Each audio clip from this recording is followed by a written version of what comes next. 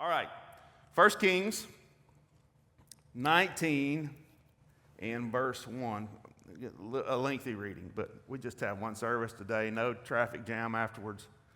Nothing like that. So Ahab, who is king, told Jezebel, which is his wife, all that Elijah had done and how he had killed all the prophets with the sword.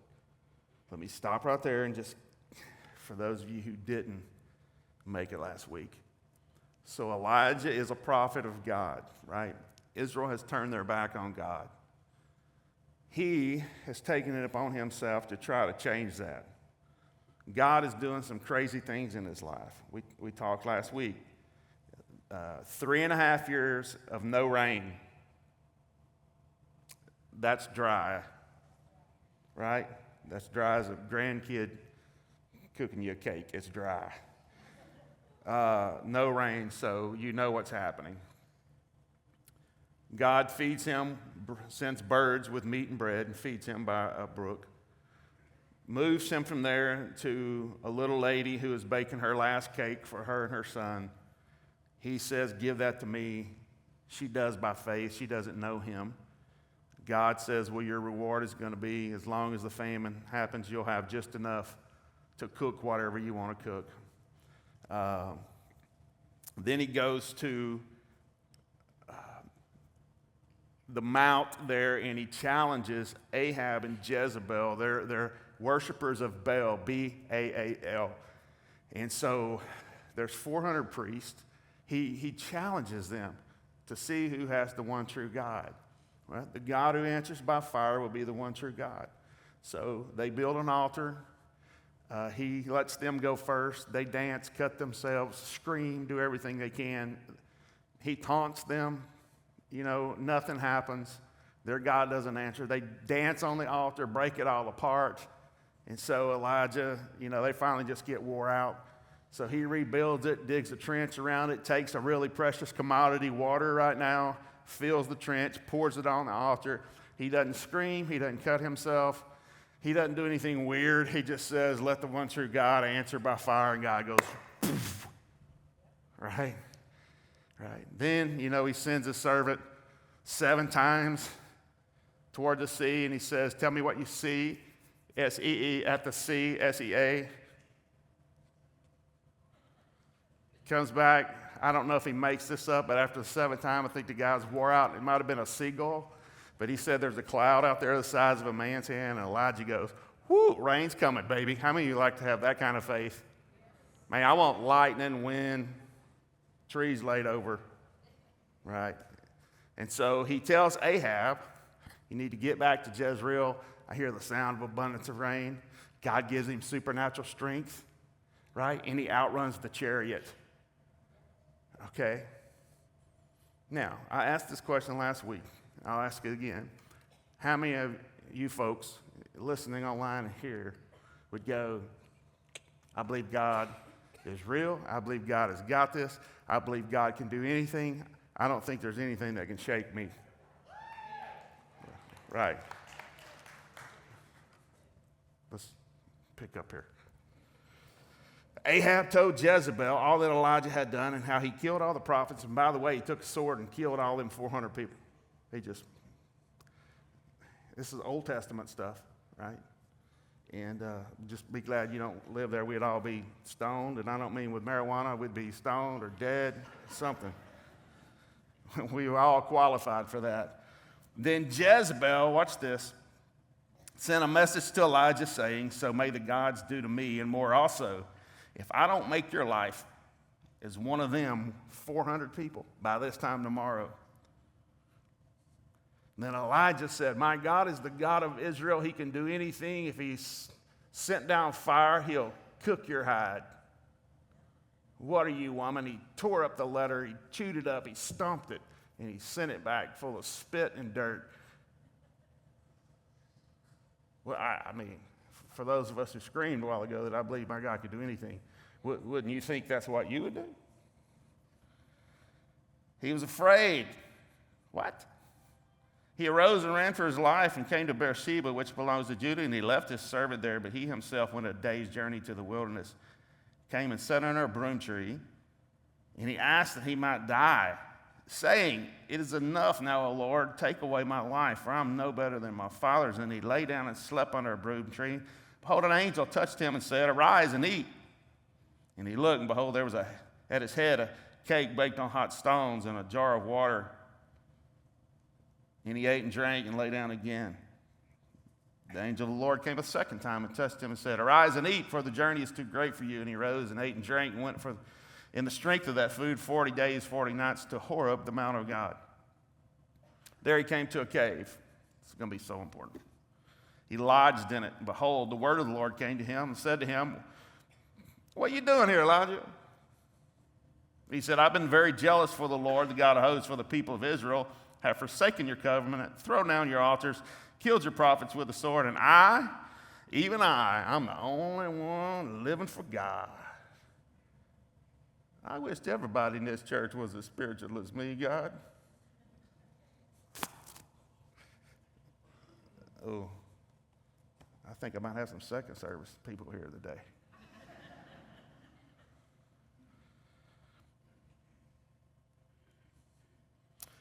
They seek my life to take it away. And he said, "Go out and stand on the mount before the Lord." And behold, the Lord passed by, and a great and strong wind tore the mountains and broke in pieces the rock before the Lord. Oh, don't miss next week. But the Lord was not in the wind. After the wind, an earthquake. The Lord was not in the earthquake. And after the earthquake, a fire. But the Lord was not in the fire. And after the fire, the sound of a low whisper. When Elijah heard it, he wrapped his face in his cloak and went out and stood at the entrance of the cave. And behold, there came a voice to him and said, "What are you doing here, Elijah?" He said, "I've been very jealous for the Lord, the God of hosts, for the people of Israel has forsaken your covenant, thrown down your altars, and killed your prophets with the sword." And here it is. He's like God didn't understand it the first time. "I'm the only one left. They seek to take my life." And the Lord said to him, "Go return on your way to the wilderness of Damascus, and when you arrive, you shall anoint Hazael to be king over Syria, and Jehu the son of Nimshi." I missed that class in seminary. You shall anoint him the king over Israel, and Elisha the son of Shaphat of Abel Meholah. That sounded better, didn't it? "You shall anoint to be the prophet in your place." And boy, does Elisha do some crazy stuff. "And the one who escapes from the sword of Hazael shall Jehu put to death, and the one who escapes from the sword of Jehu shall Elisha put to death. Yet I will leave 7,000 in Israel, all the knees that have not bowed to Baal, and every mouth that has not kissed him." All right. So, we see last week that Elijah is giving it his best. He runs into Jezreel. He goes right into the enemy's camp. He goes right to where Ahab and Jezebel. He knows these people want to kill him. And he's thinking by now Israel's going to turn to God. Ahab and Jezebel's going to say that's the one true God. But they don't do that. They don't do that. And so this is where we find him. What is God? We see him going into what most think is a depression. Not after a recession depression, but like he's depressed. So what is God's treatment plan for Elijah's mental state? Now, we're going to talk about just a little bit today about some really taboo stuff that you don't talk about in church, or at least most churches. Okay? What does God do? How does God react? Because this is going to reveal something about God that I think we need to understand. Number one, an angel comes. And what does the angel do? Does the angel say, "Fear not"? Nope. Does he say, "I bring you good tidings of great joy"? No, that's Christmas story. Does he say, "Repent"? No. Does the angel say, "Let's talk about this, let's reason with this"? Not right now. What does God do first for Elijah? What does he do first for Elijah? Now, this must have been an angel from the south. because he cooks him something to eat. And if you're not from the South and you're listening online, listen to me. We here in the South think food can cure just about anything. If you had a grandma like mine and you were sick, she's going to cook you something. Baby, we're going to cook you some chicken noodle soup. I don't know if it probably didn't help, but it felt good at the time. Right? With Sprite and crackers. He cooks for him, then he touches him. Watch this. I'm glad that God isn't like a lot of Christians who are sure and they're convinced that if you are depressed or despondent, it must be a spiritual problem. See, because there's some people in here that think that. It must be a spiritual problem, so you need to pray. Or you just need to have more faith. Okay, Elijah, I know what it is. You have an unconfessed sin. Matter of fact, we're going to pray for you in our life group. We're not going to call your name. We're going to put you on Facebook and not say your name, but everybody's going to know who it is. What's up, Bryce? I know what it is. Have you claimed God's promises? You just need to rebuke Satan. Have you pled the blood? Have you fasted? You're not thankful enough. But God knows us, doesn't he?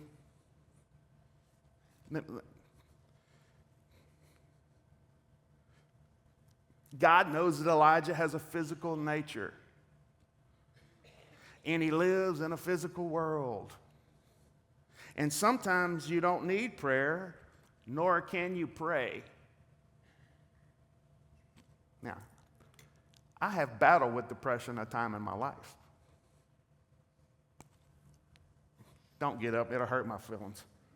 Matter of fact, if you got to use the restroom right now, hold it, because I'm going to assume you're getting up because of that. Give it 5. I've battled with depression before. I'm an upbeat person. I had something happen to me one time. A man, just like this, spoke some words to me, someone that I had confidence in. He tried to curse me. And I had so much confidence in him, it threw me off chemically. Now, this was back before I knew the Bible like I do now. I know Jesus like I know him now. And I come to find out that man was ignorant, and I was more ignorant for believing it. It threw me into a state of depression. I had my kids' lives threatened. It compounded my depression.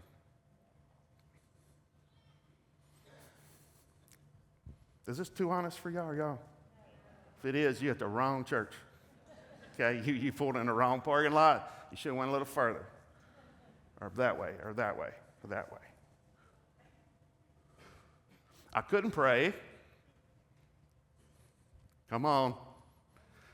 I couldn't have faith, didn't know what it was.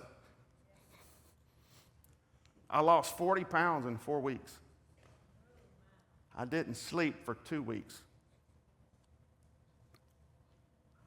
You said, how'd you function? Horribly. So my wife, being the great person she is that God uses, she said, I think we need to go see your doctor. But that's a lack of faith. Now, I'll go to the doctor for my kidneys. I'll go to the doctor if I got blood coming out of places blood shouldn't come out.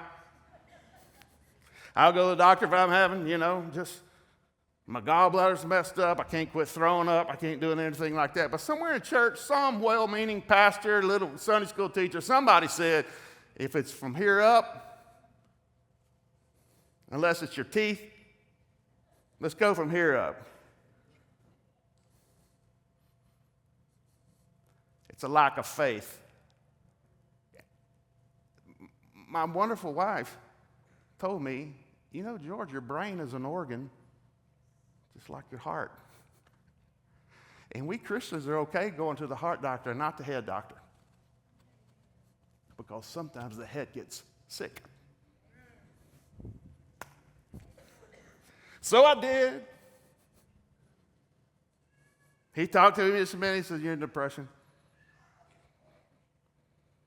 He gave me some stuff called medication. And I licked the bottle and read it every day. And didn't get any better.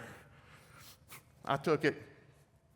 And you know, in a couple weeks, something started happening. My chemicals came back normal. I'm a physical being. It wasn't a spiritual problem. Wasn't that turning my back on God? I didn't believe in God. No, it was something, a darkness I'd never experienced before in my life. And now I'm up here preaching to you. And now you're going, look, he said 5 minutes. Get the kids. We can catch that other service. God knows sometimes you don't need a sermon or a lecture. Sometimes God knows He makes me lie down in green pastures. He makes me in order to restore my soul. Sometimes a meal, a walk outdoors, a trip on the water, a phone turned off, rest. It's a novel idea. Since we have a physical nature, sometimes we need touch, nearness, and that's where God starts with him. Watch. God treats this depressed man with an understanding that he consists of three things: body, soul, and spirit. He's a physical being, a relational being, and a spiritual being. And God does three things here. He gives him food. He listens to him. Watch. Elijah, what are you doing here? When God asks a question, it's never to give him information. He's like, oh, now I know. It's so I will hear what I'm saying. And God asked Elijah this question twice. And for the biggest part of the conversation, all God does is listen.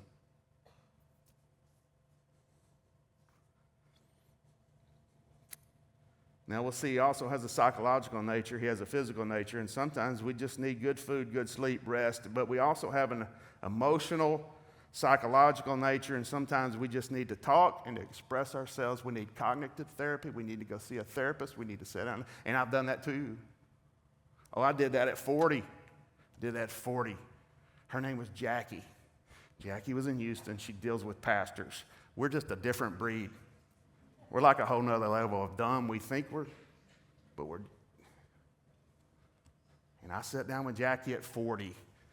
And in 5 minutes, Jackie unfolded me, dissected me. I'm like, my wife called you, didn't she? She goes, oh, no, all you pastors are just alike. It was cognitive then. See, I was talking, and she was pulling things out of me that I needed to get out of me because it was just like a sewer ditch. Right? There's some of you wanting to leave, and some of you are feeling really glad you showed up here. You're like, I can get that guy.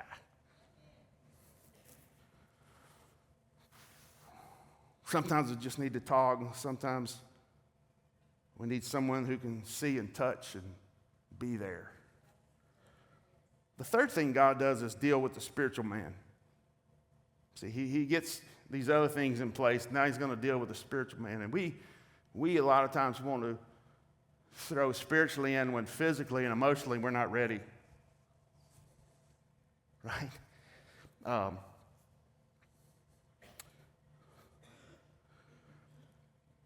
God says you need to listen to my words. Now come into my presence. Watch. And this is what I've learned. When you see how someone treats a depressed person, you can tell a lot about that person. I'm going to take it a step further because it's one service and that clock don't mean nothing to me right now. When you see how someone treats a poor person or a person less than them, you can tell a lot about that person. When you see how someone treats someone who cannot give them anything in return, you can tell a lot about that person. When you see how someone treats someone who's a different color than them, you can tell a lot about that person. I can just keep going.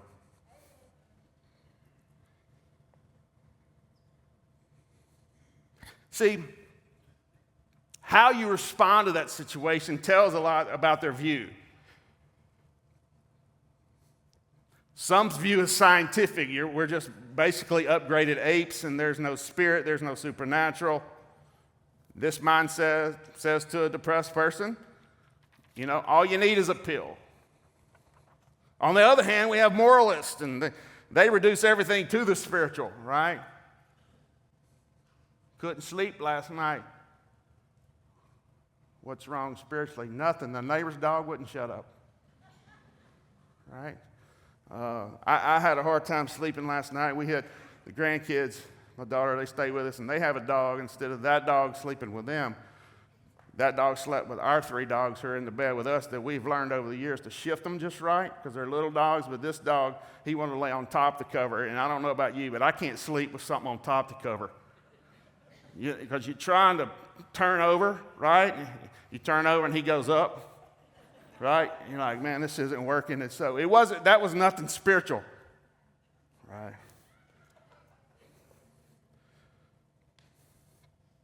Everything is spiritual. These are people who are always convinced you're not praying enough. You don't have enough faith. And these are people who will never take a pill. To do so would be showing I have no faith, and that wouldn't go good in my life group, in my ladies group, in my prayer group. They ignore the fact that they have a physical side. Then there are people who reduce everything to the psychological. You just need to talk. You've been hurt and abused. It's all psychological. God involved all of these aspects of reality in us. That's why he deals with all of them in this story of Elijah.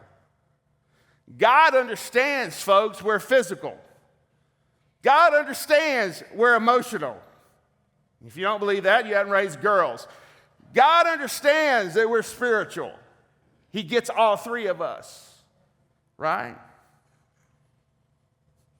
Now, why is Elijah going to Mount Horeb? Why? See, this mountain had another name. You might recognize it. It's called Mount Sinai. Not cyanide, not stuff that people in Kentucky drink in church when they're handling snakes. Sinai. Elijah goes to Mount Sinai, and when he gets there, he goes into a cave. And this word cave, it's just like a hollow or just a cleft or an indentation in. And why is this important? Why? What is going on here? Why does he go here? Centuries before, something happened there. And I want to read this to you. And it's in Exodus, right? It means to exit. It's kind of like what happens when I get through preaching, right? It's an Exodus. Something happened there. Exodus 33, verse 17. Watch. And the Lord said to Moses, remember him? Charlton Heston? Played Moses, Red Sea. The Lord said to Moses, this very thing that I have spoken to you, I will do, for you have found favor in my sight, and I know you by name. Wouldn't that be cool for God to say that about me? Moses said, please show me your glory. And he said, God said, I will make all my goodness pass before you and will proclaim before you my name, the Lord, and I will be gracious to whom I will be gracious, and I will show mercy on whom I will show mercy. But, he said, you cannot see my face. For man shall not see me and live. If you see my face, you're going to die. And the Lord said, behold, there's a place by me where you shall stand on the rock. Watch this.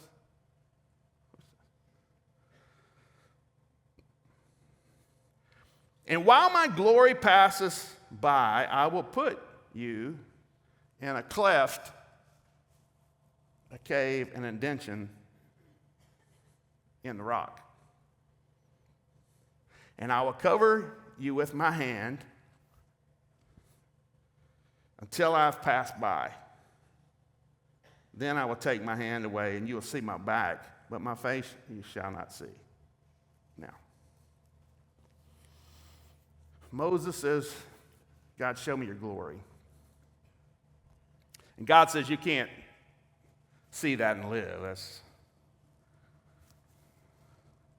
So God puts man, I just thought of something, but I can't go there. Wow. Isn't the glory of God revealed in the face of Jesus? Leave that squirrel alone, George, and focus. So God puts Moses in a cleft, a cave, in the side of Mount Sinai, covers him with his hand until his glory passes by, then he removes it, and all that Moses can see is his backside. And we could preach it like this. I'll tell you this right now, that there's many people in this place today. You're in the dark and you don't know what God's doing, and I want to tell you that you're going to see what God's doing, but you're only going to see what God's doing when he's done. When he gets done, you're going to see his backside as he's heading the other way.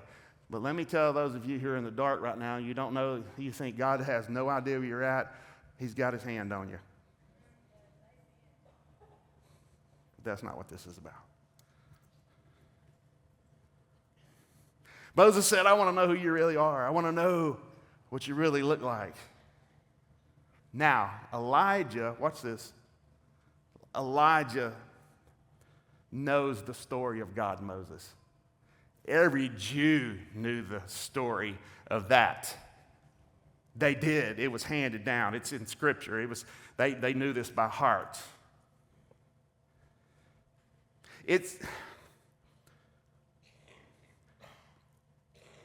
most likely that he goes to the very same place, the very same cleft in the rock that Moses had his encounter with God.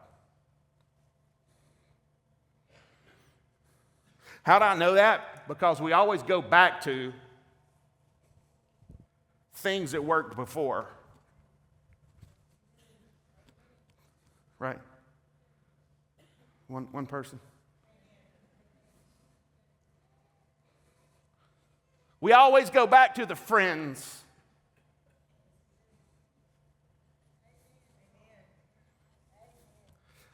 They may not have gave us what we needed, but they gave us what we wanted.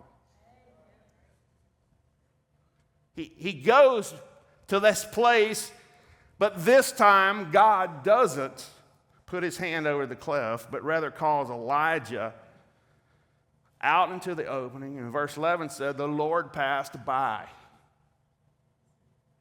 We see multiple manifestations of God in this chapter. Matter of fact, I want to do a series on Jesus in the Old Testament, typologies, one day, because it's full of Christ. First, he comes as the angel of the Lord, verse 7. Then on the mountain we see God as earthquake, wind, and fire. Don't get that confused with earth, wind, and fire. The 70s group, it's different. You say today, though, it says that God was not in them. No, he wasn't in them, but it came from him.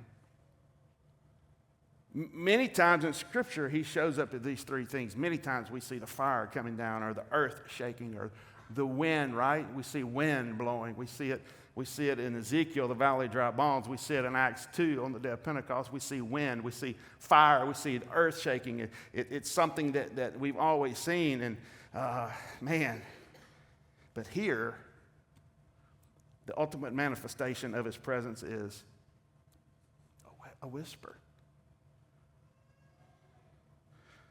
What does this mean? What's he doing here? Elijah in verse 14 says, I've been very jealous for the Lord of hosts. I had the right plan. Have you ever had the right plan? Anybody here ever had the right plan? No, I asked that wrong. Anybody in here thought you had the right plan? Okay, now, God will pull it off perfectly. This is what he's saying. I'm very jealous. What's wrong with you? Look, I had it laid out. I had it planned out. I picked the right person. I picked the right place. I picked the right job. I picked everything right. What's wrong with you? Why didn't you bless my mess? And next he says, I'm the only one left that serves you. And they're trying to get rid of me.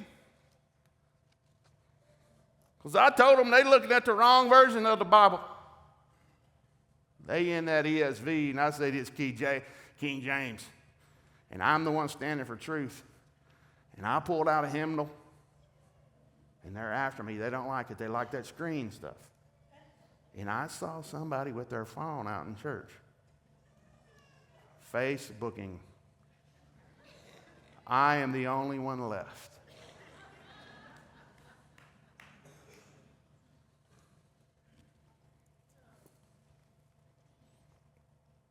Elijah, like many of us, has put God in a box.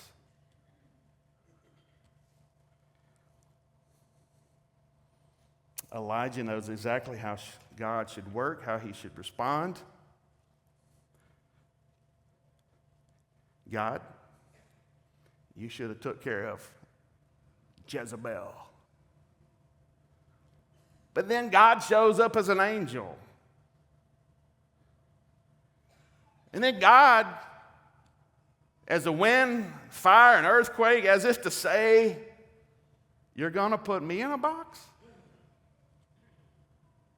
You're going to tell me how to respond? You're going to bring your little Crayola drawing to Picasso and say, look, Daddy, look what I done.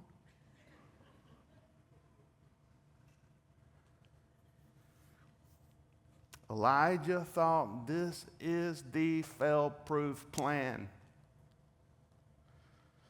I give God a stage on Mount Carmel. He sends fire down in response. Kill all the priests of Baal. God now has to come back to Israel, and Israel now has to turn back to God. And God has to now overthrow Ahab and Jezebel. He's got to do it. There's no way around it. There's no exit door. It's going to happen. But now Elijah is depressed. And here's why. Because it's not because God has let Elijah down. Elijah's plan let him down.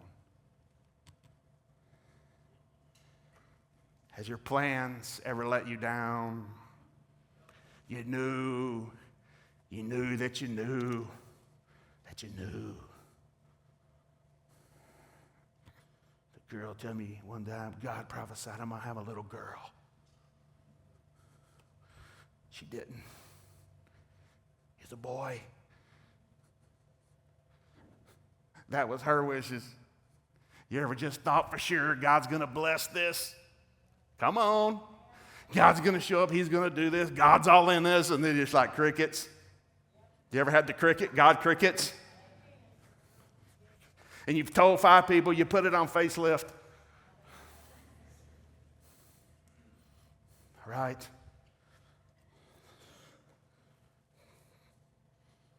So God shows Elijah, and he's trying to show us something. I can be an angel, I can be a fire, I can be an earthquake, I can be a wind, or I can be a whisper.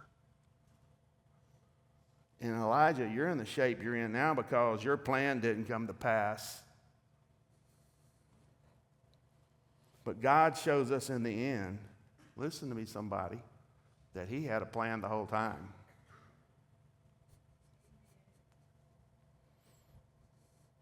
Verse 15, go anoint Hazael and Jehu and so on. Elijah, just because it didn't go your way doesn't mean it's not going mine. See, matter of fact, God, before you were born, saw the pile of mess you would be in right now. God saw before he saved you the mistake you would make this weekend, but he still saved you.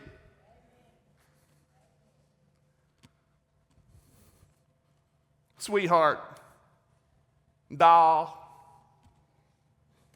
baby. He's not scratching his head.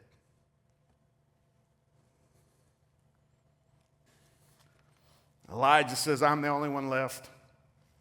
God says, you're wrong. I have 7,000 that you don't know about in Israel, whose knee hasn't bowed to Baal, whose lips haven't kissed him. I've got Jehu, Hazael, Elisha coming. And Elijah is like most Christians. Please hear me. I'm bashing on Christians today because I am one. We think we have the corner on God, or better yet, our church does.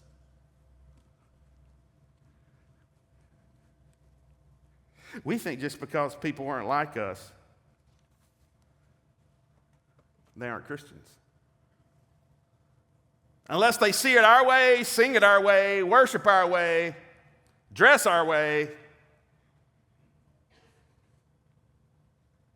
they're not in the way. They're going the wrong way. And God says, listen, I'm going to end it here. This is where I'm landing the plane. Tray table should be up, seatbelt buckled, all your things put into storage. We're landing. We're landing.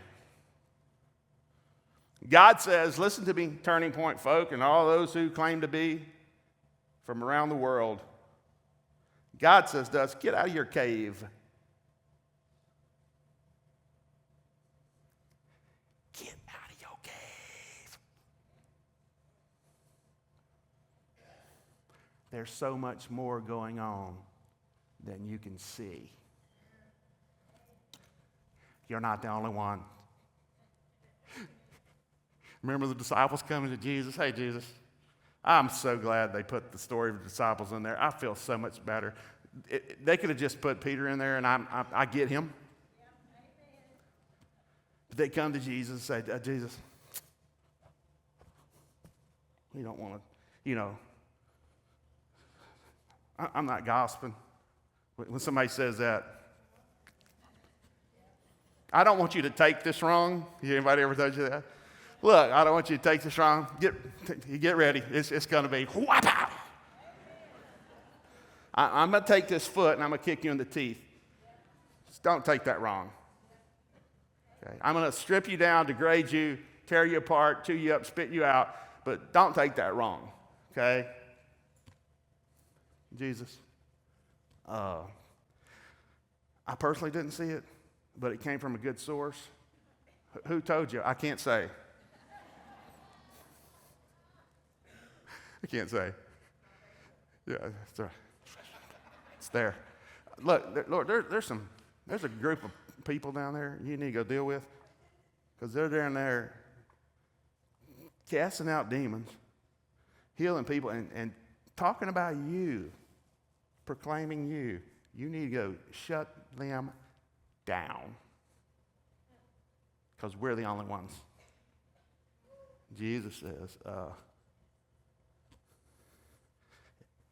if they're not against me, they're for me.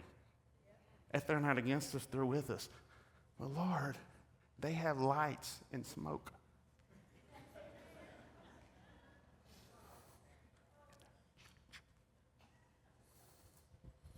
The worship leader sings secular songs sometimes.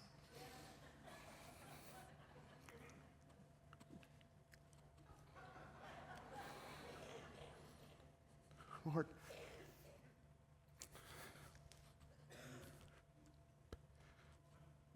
people wear shorts.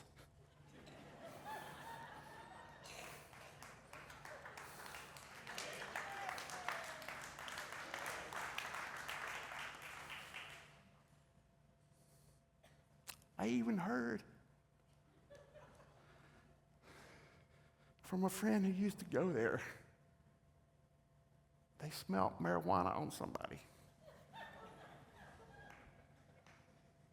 I even heard that there was vapes in a toilet at that church. Have you heard that since January, 135 people have got saved and baptized?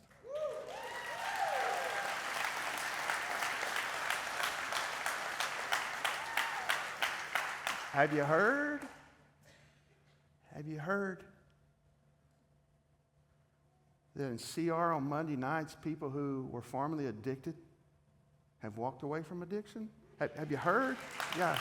Have you heard? Have you heard that lives are being restored, lives are being healed, people are getting put back together? Have you heard? Look. If Jesus were talking today, he would say, you know there's a church for everybody. And as long as they preaching me, they're a part of we. Right? Look.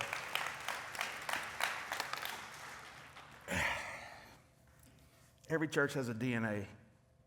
I'm way over time. I got teachers that are not verbally cussing me, but under their breath they are right now because there's kids that have tapped out. Every church has a DNA. I got friends that have churches of 6,000, 7,000, 3,000. I've got an acquaintance of 30,000, right? And they all got a different DNA. Our DNA, I'll tell you this, is we throw out the net. We don't have a rod and reel with a particular lure of fishing for a single. We're not wanting crappie. We throw a net, right? And a net fish. Jesus said, when you pull in the net and fish with a net, you pull in all manner of fish. Let me tell you, our church is messy. If this is your first time here, I'm just helping you out to help you know this kind of where you want to be. It's messy. We pull in all kinds of fish. We get crab. Right, crabs. We get flounder, eels, right? Shark. We got some sharks. And they're not baby sharks. They're big sharks. We got some redfish. We got some good quality wall hangers. People, the ones they want to show. That's just who we are. That's who God's called me to be. That was my calling from day one. And it's messy. But there's other churches who are not net throwers. They want a specific kind of already saved type person. That's fine. Yes.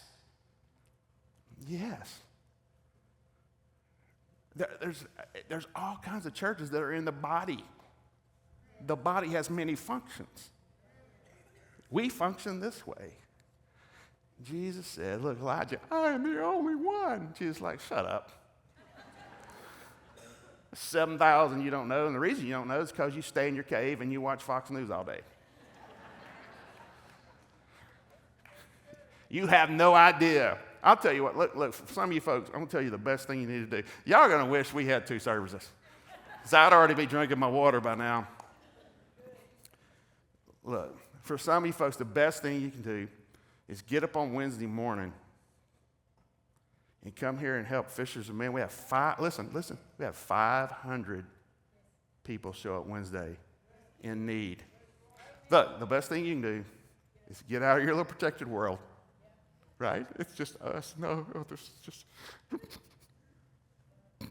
God is good. Just, Lord, I just did my devotion this morning with my friends, and God, put the bubble, protect me. No, you need your bubble. You need to get in your car, and you come here and serve and see that there's real people, real problems, and they need a real God.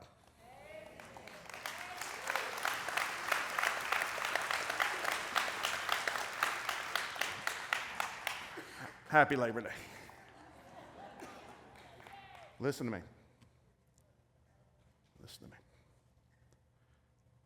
The day we stop is the day everyone in this world is saved. Until then, throw in the net, baby.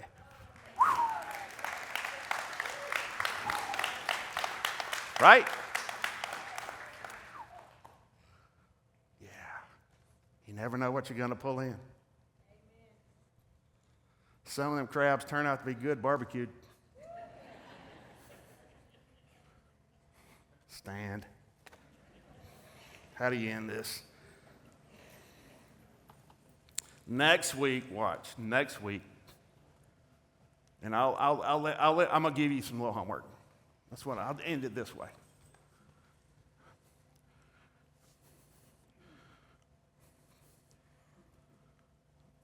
When all this happens, the earth, the wind, and the fire, the Bible says that the rock, the mountain around him falls to pieces and takes the beating, but he himself is spared. There's something that it's referencing in the New Testament. You figure that out. I'm going to tell you next week. It's a typology of something in the New Testament, or I'm going to give it away if I say this. Someone study that.